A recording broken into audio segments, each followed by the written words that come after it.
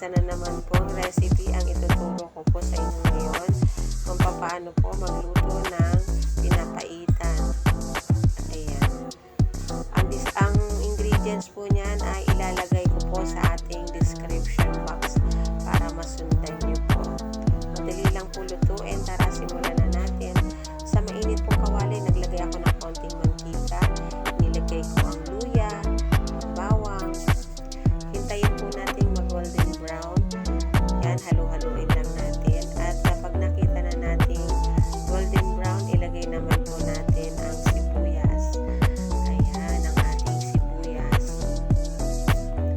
Ganon din po, hintayin po natin maluto ang sibuyas. Saka naman natin isusunod yung pinalambot na natin kaninang laman loob ng baka upang papaitan. Hiniwa ko na po siya ng maliliit at ilagay na natin dito sa ating ginisang ricados. Ayan na. Hintayin po natin.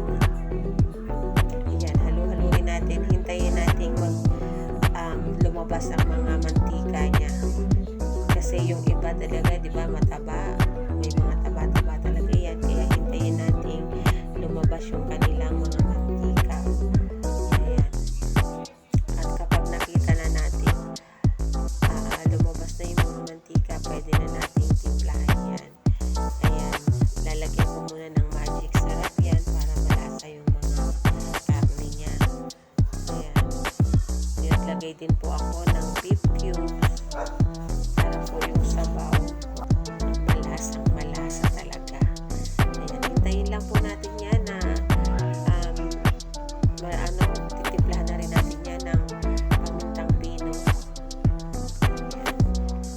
Malambot na po yan, kaya kailangan lang natin talagang mapalabas yung mga mantika yan. Ayan. Halo-halo-halo na. Tapos lalagyan naman natin siya ng patis. Ayan, patis po ang ginamit kong panimpla dyan. At hindi na po ako naglagay ng asin kasi meron ng magic sarap. Baka umalat. Pero depende po sa inyo yan. Kung wala po kayong patis, pwede naman po ang asin. May patis lang po kasi ako, kaya yan ang ginamit ko. Naglagay din po pala ako nitong tanlad para mabango. Ayan. Pero kung wala po kayong tanlad, pwede rin naman po. Tapan muna natin. At ayan, nilagay ko na pala dyan yung ating hugas bigas. Hindi ko na naipakita kanina. Ayan, hintay na lang po natin kumulo yan. Tapan natin.